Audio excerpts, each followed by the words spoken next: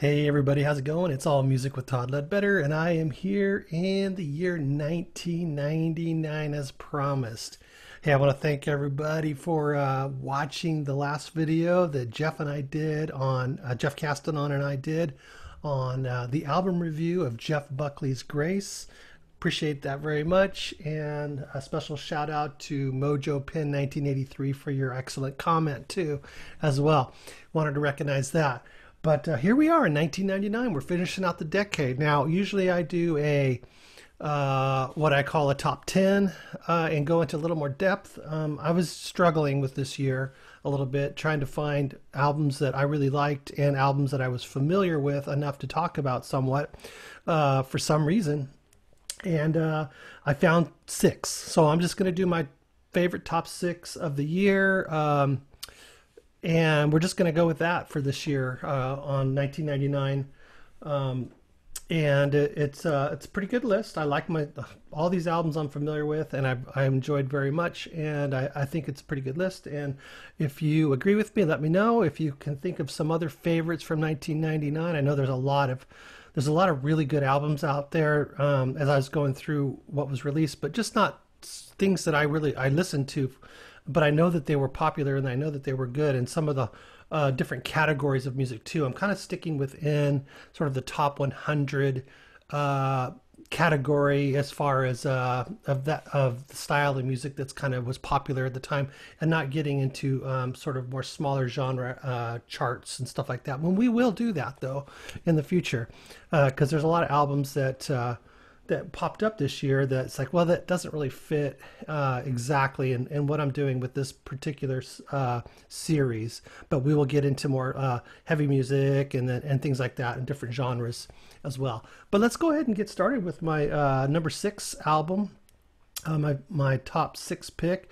This was basically came storming in like gangbusters, if you remember back then. Supernatural. Santana. What a freaking phenomenal album Carlos Santana had with this, and a great concept having all these different singers sing on this album. And of course, one of my favorites. I've mentioned Rob Thomas before. And I really like him, and that song really was a pretty big hit there. And I'm not really even sick of it, actually.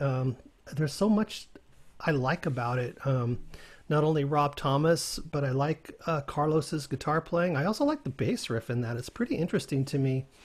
But there's a lot going on here on this album. You've got like the Everlast song. That was a pretty big hit. Put Your Lights On. You got Dave Matthews in here. Just a lot of great songs. I mean, I know you guys are familiar with it. Eagle Eye Cherry, Eric Clapton, a lot of different singers featured on this album, and some great songs, really. And so that's what made it a big hit, and that's why I put it on my list as number 6. Enjoyed it quite a bit, and I think for the most part, there's good music there for everyone to listen to, and I think we can all agree that, without denying, that Carlos Santana had a major win with that album for sure. But let's just move on. We're going to go to number 5. I'm not sure if a lot of you guys are familiar with this particular album, but I was into it at the time, and I still love it. It's Travis, the man who, I really love the sound of Travis. And there was a few bands out there that had this kind of sound going on at the time that I really liked. But this one in particular was something that really caught my eye. Writing to Reach You, The Fear, As You Are, Driftwood. It's just a really cool album. Pretty it just flows. It's really pretty easy listening. A lot of good licks and riffs and rhythms. So it's one that I was really drawn to. I like this style of music a lot. a lot of you know that I'm into the prog and things like that, but not just that. I like a lot of stuff, and I really like this album. It's definitely a winner for me, and I put that at my number 5 today on my top 6 list. Travis, the Man Who. So now that brings us to number 4, and number 4 is one of my favorite. I don't know. Can you call it grunge? I don't know. I guess you could at the time, but they kind of go way beyond that. Rock and roll band. I'm just going to call them a rock and roll band. Hard rock. Stone Temple Pilots. I mean, just love Stone Temple Pilots. Down, Heavy in the Rod. I love that song right there. Church on Tuesday. Sour Girl. I love when they do songs like that. They've got several songs that they that Stone Temple Pilots puts out there that's not hard driving distorted guitars. Very unusual song in itself, but and I remember the video too. It's kind of a really cool video, but I really like this album. It's definitely they just made it into the 90s. I was going to say one of my favorite kind of 90s grunge bands, like Alice in Chains, Stone Temple Pilots, Soundgarden. So those are some of my top favorites of this genre. And for 1999, the Stone Temple Pilots, The Man Who, is definitely a winner for me. So another one that's I wouldn't, definitely not grunge. Well, I don't know. Yeah, I guess they came out of the grunge scene. Let's just say, obviously, because we're talking about. Let me see. Here we go. Talking about the Foo Fighters, and they had this album here. There's Nothing Left to Lose. Great album. I love this album. I love the Foo Fighters, and what Dave Grohl did. After I just had it in my head and all of a sudden it just disappeared. Nirvana, his demise. He really picked up the mantle, and I think probably took it farther than probably Nirvana ever would have. Just some great music, great players on this album, and some great songs. And you got some rockers. You want rockers, you got rockers on here. You want something a little funner and light, then you got that as well too. But definitely a great album. I love that one for my number 3 for 1999. Yeah, so that is cool. Really dig. I'm just a big Foo Fighters fan. All right, so boom, man, moving through this, and one of my all-time favorite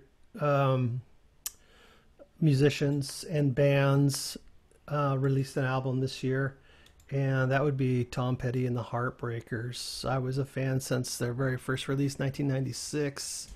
Loved their first album. I've told the story of me walking in the record store a few times already, and hearing that very first Tom Petty album playing on the turntable right in the entryway of the record store, and I was just like, I just listening to him going, wow, what is that sound? Had to ask, who is that? And I walked out of the store with Tom Petty's first album and have been a fan ever since. And this is definitely no different with his 1999 release. Room at the Top is a great song. Counting on You. Free Girl Now is great. Lonesome Sundown. Swinging is such a cool song. Accused of Love. Echoes. Won't Last Long is great. They're all really good. This is just such a good album, and Tom Petty is such, an American icon, I guess is what I'd have to call him. It's just, there's no other really way to describe him in such few words. It's just American musical icon. Just love his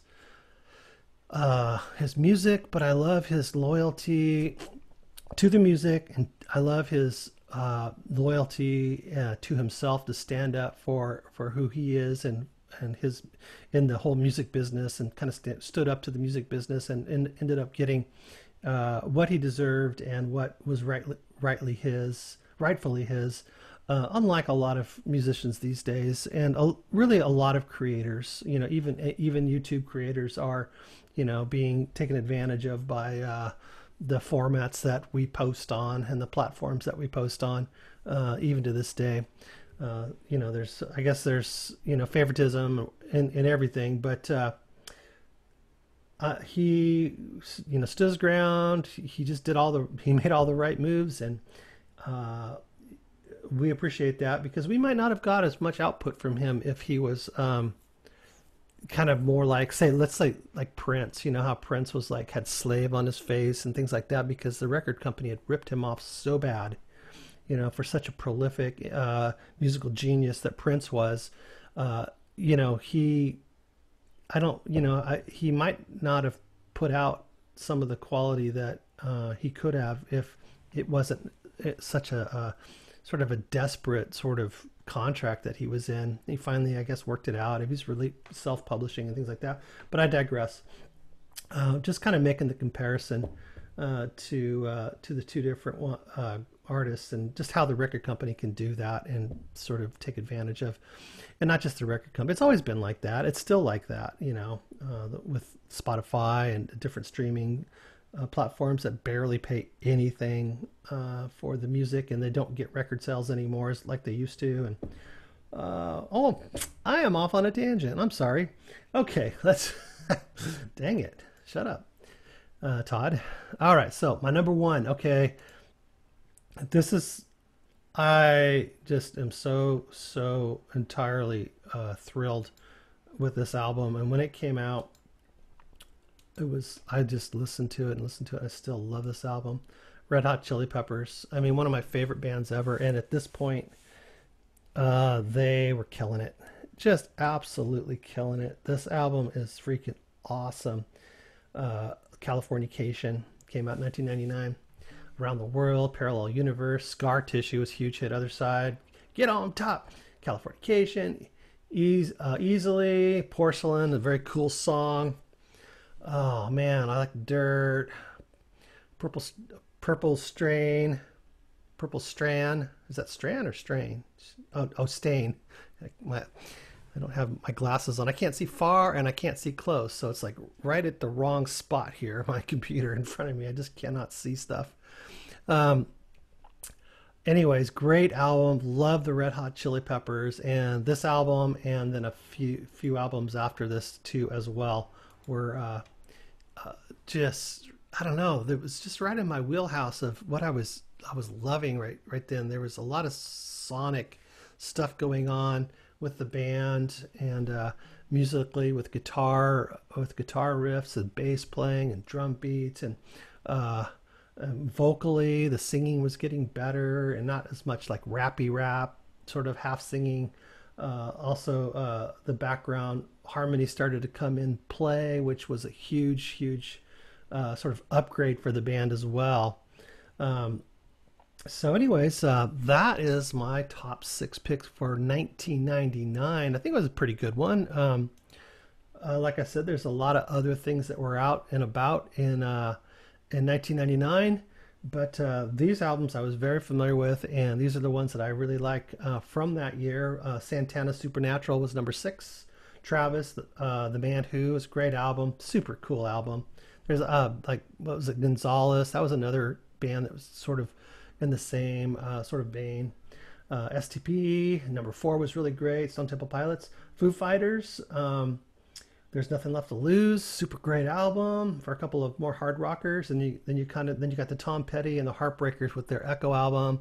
Love Tom Petty. And then Red Hot Chili Peppers, Californication rounds out at number 1 for my top 6. And so I want to thank you guys for watching today. All Music with Todd Ledbetter. And hey, next time we're going to be into the 2000s. So we're going to start the last 20 years. And the 90s was kind of hard for me in some ways. But I think I'm going to be a little more excited about the 2000s, I hope. I mean, I'm excited for music all the time, but it seems like the last few years I've been really listening to some of the older 70s music and some of my old favorite prog stuff. Have just gone deep diving and listening into that stuff and getting involved in that. And to that end, I think I'm also going to do some deep dive shows too, and talk about some of the bands that and some of the songs from the bands that have some excellent music that wasn't really, they weren't really hits, but super good songs on the albums, and we can talk about those as well. But that's in the future, and that'll be coming up. Um, Once again, I want to thank Mojo Pin 1983 for his wonderful comment and for his subscription to the channel. And check out his channel. If you're into Jeff Buckley, and he's got lots of cool little clips on his channel. And so check those out if you're into that and into Jeff Buckley, because very interesting figure he was. And thanks again for everybody that has checked that video out that Jeff Castanon and I did on the album review of Grace. So once again, we will see you guys next time in the year 2000. Year 2000. Thanks for watching, and we'll see you then. Bye bye.